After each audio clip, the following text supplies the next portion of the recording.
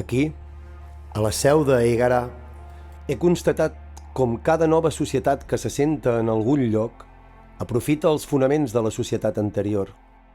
És per això que aquest palau episcopal es va construir entorn de l'atri d'una antiga casa romana, construïda a imatge de la que deurien habitar a Roma els pares dels meus pares.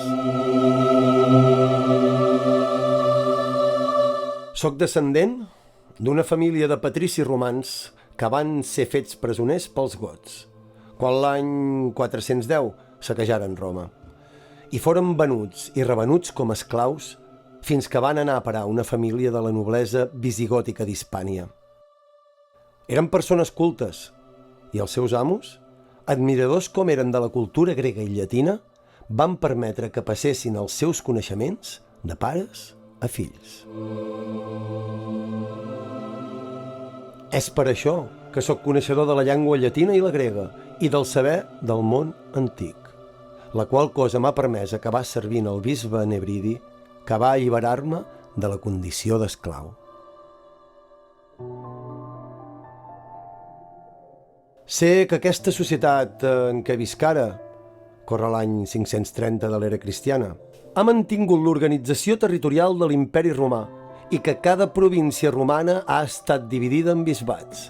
I, més enllà de la noblesa visigòtica, ara són els bisbes els que ostenten el poder, ja que des de l'edicte de Milà, fa més de 200 anys, la religió cristiana s'expandeix pel nostre món. El meu senyor, el bisbe Nebridi, com els seus germans Just d'Urgell, Elpidi d'Osca i Justinià de València, que també són bisbes, i com tots els altres bisbes de la província, recapta impostos, governa i imparteix justícia als habitants de la seva diòcesis. Sovint, gent que ha abandonat les ciutats que, de l'època romana ençà, han iniciat un veritable declivi. Són gent que s'ha establert entorn de les antigues viles romanes, al camp, on es genera tot allò més necessari per viure. Moltes d'aquestes persones treballen la terra com a colons al servei del bisbat.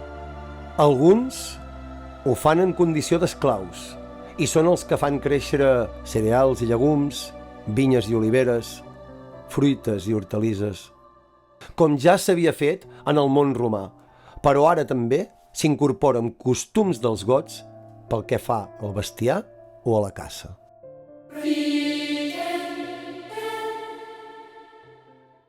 Els bisbes són persones molt rellevants per nosaltres. Segons Nebridi, cal vetllar per una organització eficient de la gran família cristiana i verament m'adono de la gran influència de les autoritats eclesiàstiques i del seu poder polític i econòmic creixent. És ell qui més ha fet perquè aquest poder i l'autoritat espiritual de l'Església dels nostres temps es vegin reflectits en aquests sants edificis de la seu episcopal d'Ègara.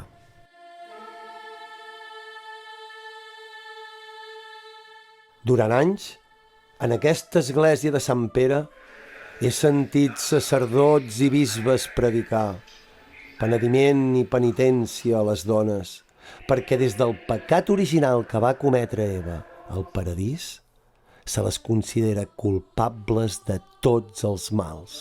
Són l'enemic impur que ens tempta i ens fa pecar. L'única feminitat respectada, lloada i estimada a Ègara i a tot el món cristià és la de la Verge Maria. Ell és el model que totes les dones han d'imitar fins que reben el sagrament del matrimoni pel qual se'ls imposarà el destí de la procreació i l'obediència a l'home.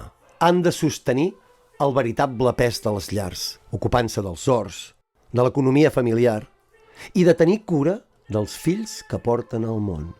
Tan sols algunes dames de la noblesa ostenten poder governar els seus territoris o dirigir els monestirs al seu càrrec. I mentrestant, en aquests temps que corren, bisbes, preveres i diaques no acaben de discernir si volen la castedat o la companyia. He vist els artesans aplicar pintures obtingudes de colorits pigments que ens ofereix la terra. Sobre la capa de calç fresca a l'absis de l'església de Sant Miquel. Conec què representen totes aquestes figures que s'acosten la mà a la boca i em meravello de la destresa d'aquests artistes que són capaços d'ensenyar al poble allò que el poble no sabria llegir. Ho fan amb vistoses imatges de colors vius i contorns marcats que aconsegueixen els efectes desitjats en aquell que les contempla. Infonen coneixement, respecte, submissió, mostren l'autoritat i la jerarquia. I fins i tot, a vegades, generen por. I en aquestes figures pintades, qualsevol detall, qualsevol símbol és important a l'hora de comprendre allò que se'ns vol transmetre. I tant bisbes com preveres saben molt bé quins elements convé que surtin a cada escena.